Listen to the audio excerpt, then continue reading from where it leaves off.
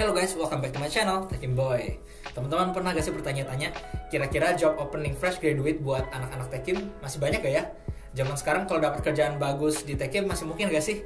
Nah, sebagai video pertama di tahun 2024, aku bakal coba ngerangkum job outlook atau career outlook anak-anak Tekim di tahun 2023, terutama buat fresh graduate position. Semoga dengan menonton video ini, teman-teman yang akan diwisuda di tahun 2024 bisa punya bayangan nih, kira-kira mau apply apa, dan udah bisa mulai siap-siap dari sekarang ya. Nah, sebelum kita mulai, jangan lupa untuk subscribe ke channel ini, karena kedepannya akan ada banyak konten menarik seputar dunia teknik kimia. Oke, pertama-tama aku mau ngasih disclaimer dulu ya. Pertama, di video ini aku gak bakal sebut satu nama perusahaan pun, karena aku takut itu melanggar kode etik tertentu gitu. Jadi aku bakal coba mengklasifikasikannya berdasarkan sektor industri dan membuatnya sebagai anonimus lah. Kemudian yang kedua, karena ini channelnya Tekim Boy, jadi aku bakal fokus ke bidang-bidang karir yang sejalan dengan bidang keilmuan teknik kimia. Harapannya teman-teman juga makin aware bahwa pekerjaan di bidang Tekim itu masih bagus, beragam, dan juga masih relevan sampai saat ini, sehingga banyak anak teknik kimia yang juga berkarir sesuai dengan keilmuannya. Oke, tanpa berlama-lama lagi, let's start. Jadi kalau ada orang yang nanya ke aku, masih cukup banyak gak sih lowongan-lowongan fresh graduate buat anak Tekim? Jawaban aku bakal yakin banget, ya cukup banyak. Bahkan aku sendiri pun gak bisa nge-track ataupun ngecatat gitu satu-satu lowongan yang buka, karena di tahun lalu setidaknya per minggu ada aja lowongan baru yang buka. Nah, memang nggak semua perusahaan-perusahaan besar atau bukan semuanya itu perusahaan multinasional gitu, tapi setidaknya kesempatan buat berkarir di bidang Tekim itu masih terbuka sangat lebar. Nah, salah satu hal yang aku observe selama beberapa tahun terakhir ya, mungkin job opening di dunia Tekim ini gak sebanyak dibandingkan sama perusahaan-perusahaan di tech atau startup company gitu ya. Tapi menurutku sebagian besar porsi atau posisi-posisi Tekim di suatu perusahaan itu menang dari segi job stability dan juga security-nya. Nah, walaupun misalkan kita kerja di industri migas yang notabene harganya itu fluktuatif ya produknya, tapi beberapa tahun kebelakang ini nampaknya teman-temanku yang kerja di dunia migas masih cukup stable dan secure gitu. Nah, selanjutnya aku bakal bahas buat job opening di setiap sektor industri Tekim di tahun 2023. Let's go. Pertama, industri migas. Nah, industri migas ya memang udah nggak perlu diraguin lagi lah ya. Walaupun sekarang ini udah banyak isu tentang net zero, renewable energy, tapi perusahaan migas masih jadi destinasi favorit anak-anak Tekim. Nah, nggak cuma favorit, tapi memang perusahaan migas ini cukup banyak membuka lowongan dan salary yang ditawarkan juga oke banget buat fresh graduate. Nah, buat perusahaan end user migas nasional yang BUMN itulah. Nah, aku kayaknya nggak ada ngeliat bukaan fresh graduate di posisi process engineer gitu ya. Yang ada mereka ngebuka posisi migas di bagian hulu gitu. Makanya teman-temanku yang dari perminyakan itu ada yang masuk ke company tersebut tapi di bagian hulu gitu. Jadi cocoknya mungkin lebih ke arah teknik perminyakan gitu. Tapi aku melihat ada cukup banyak loker justru bukan dari end user ya, tapi dari perusahaan eksplorasi dan produksi migas yang ada pegang lapangan di Indonesia. Nah, aku mencatat setidaknya ada 2 lah perusahaan yang buka fresh graduate program. Tapi cek and recheck lagi sama rekrutmennya, karena ada di suatu perusahaan dan lowongan tertentu yang orang yang keterimanya itu bukan yang benar-benar fresh graduate banget gitu, walaupun judulnya fresh graduate program. Nah, ada juga yang requirement itu ternyata S2 bukan S1. Nah, aku sempet salah, malah aku daftar gitu kan. Nah, selain itu aku juga ngeliat ada satu company yang buka posisi intern gitu. Nah, dari ketiga company yang tadi aku sebut, seingatku semuanya office lah, office base di Jakarta. 2, petrochemical. Ada 2 raksasa petrokimia di Cilegon yang ngebuka rekrutmen di tahun ini. Nah, rekrutmen ini bisa dibilang besar-besaran banget ya, karena mereka sampai mengadakan kampus hiring ya ke Jawa Barat, Jawa Tengah, Jawa Timur, dan lain-lain. Nah, salah satu company tersebut bahkan nih sampai nge-hire puluhan junior process engineer. Bayangin, puluhan guys. Nah, jadi itu banyak banget, karena memang kabarnya ya dari temanku lagi ada pembangunan yang besar-besaran lah, unit baru di pabrik tersebut. Nah, jadi aku juga sempat dengar dari salah satu alumni di kampusku yang kerja di bidang petrochem, katanya memang ada beberapa project petrochem yang bakal ongoing nih di Indonesia. Jadi ini bisa jadi ladang yang bagus banget buat anak-anak Tekim, buat jadi sumber mata penghasilan gitulah. Nah, menurutku petrokimia di tahun ini dan beberapa tahun ke depan masih cukup menjanjikan lah dari segi kuantitas job openingnya. Ketiga, oleochemical. Nah, ini juga cukup mengagetkan ya. Di beberapa tahun terakhir lah lowongan kerja di bidang oleochemical itu lagi cukup banyak. Nah, ada 4 perusahaan oil chemical besar di Indonesia yang buka lowongan di tahun lalu. Ada satu company yang buka lowongan junior process engineer itu udah sejak awal Maret lah. Nah, ada juga company yang ngebuka lowongan beberapa batch gitu buat di posisi MT gitu. Dan yang keterimanya juga lumayan banyak gitu. Temenku juga ada beberapa lah yang di perusahaan tersebut, nggak cuma satu orang. Nah, ada juga satu company yang dia cukup banyak nerima orang di posisi specialist trainee. Satu company lagi yang terakhir, dia nerima fresh graduate di bidang atau di posisi engineering trainee. Nah, dari nama-nama posisi ini harusnya udah bisa ada clue lah ya, itu company apa aja yang buka.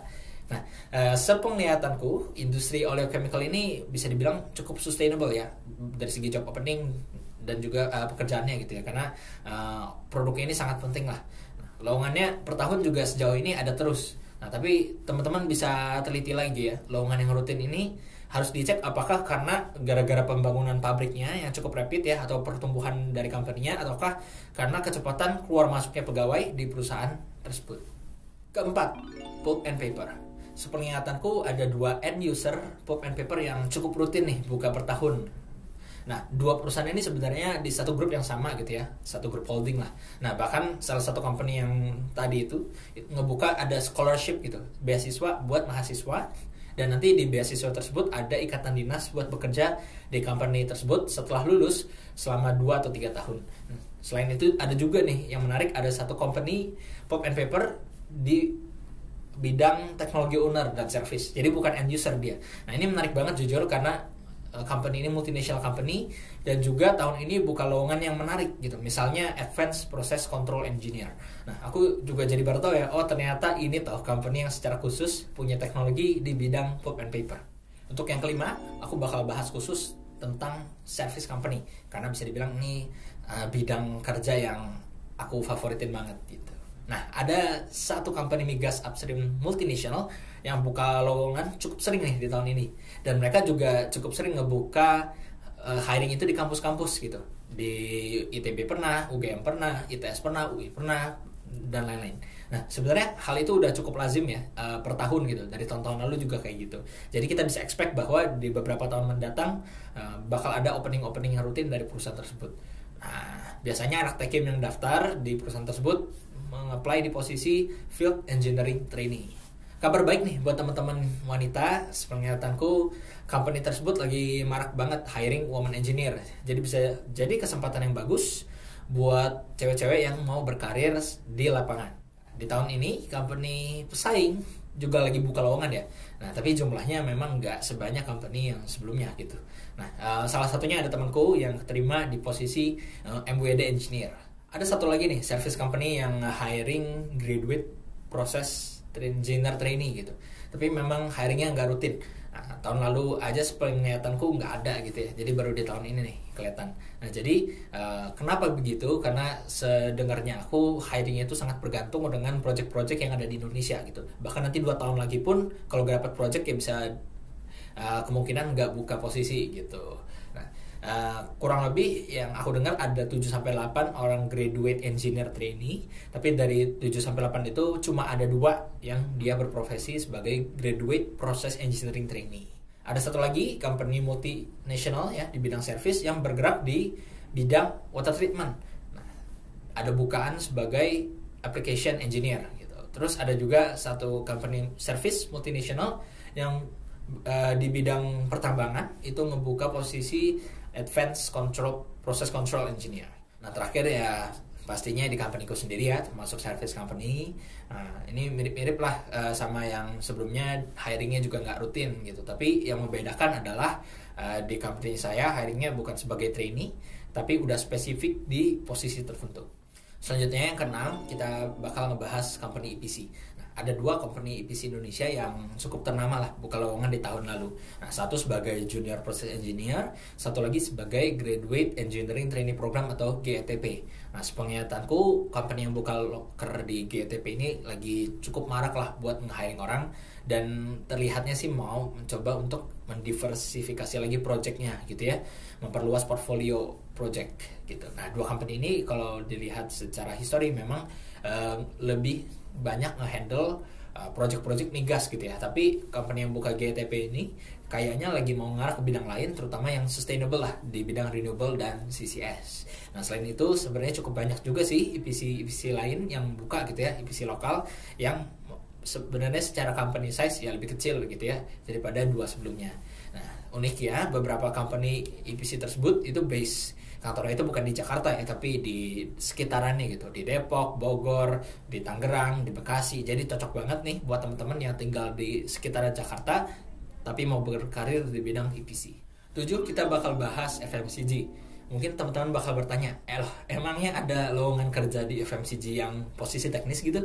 Nah, memang ya sebenarnya banyakan yang tersedia itu bukan teknis gitu. Tapi bisa juga loh kalau misalkan kita mau dapet posisi-posisi teknikal di FMCG.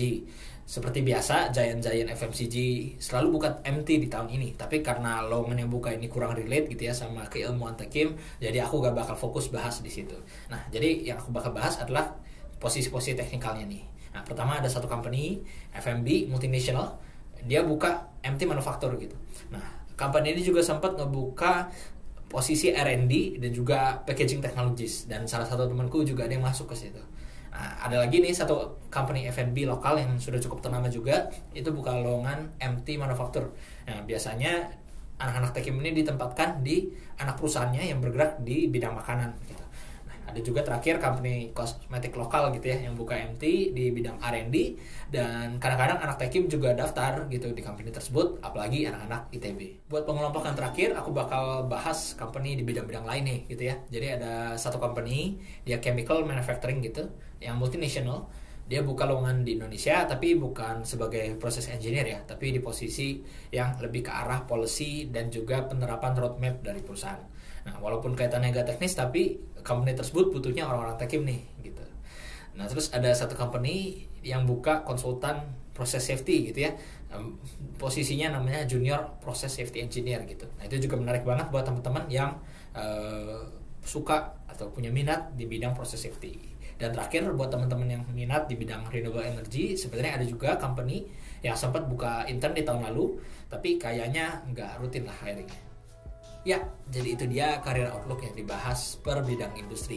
Kalau menurutku sendiri di tahun 2023 ini ya, company yang buka lowongan Tekim bisa dibilang cukup melimpah lah. Tapi masalahnya masih belum cukup untuk mengimbangi jumlah fresh graduate teknik kimia yang di wisuda atau lulus di tahun 2023. Jadi jumlah job seeker itu masih lebih tinggi daripada jumlah lowongan yang buka. Kayaknya di 2024 ini bakal sama lah kasusnya kayak tahun lalu. Nah, terus apa dong yang bisa dilakukan sama anak-anak yang lulus di 2024 gitu ya. Nah, aku bisa bilang teman-teman bisa persiapkan baik-baik dan pikirkan baik-baik juga mau apply ke company mana. Fokus buat ngembangin diri supaya bisa jadi top kandidat ya pada saat melakukan aplikasi ke suatu company tertentu. Dan terakhir berdoalah pastinya. Nah, waktu aku semester 8 dulu, aku mulai cari kerja dan apply sana-sini itu sekitar bulan Februari 2023 gitu ya. Jadi ini bisa jadi buat apa ya, gambaran lah ke teman-teman yang mau dapat kerja bahkan sebelum di wisuda. Oke, jadi segitu aja buat video kali ini. Semoga teman-teman yang sudah lulus di tahun lalu tapi masih belum mendapatkan pekerjaan bisa dimudahkan ya dalam mencari pekerjaan.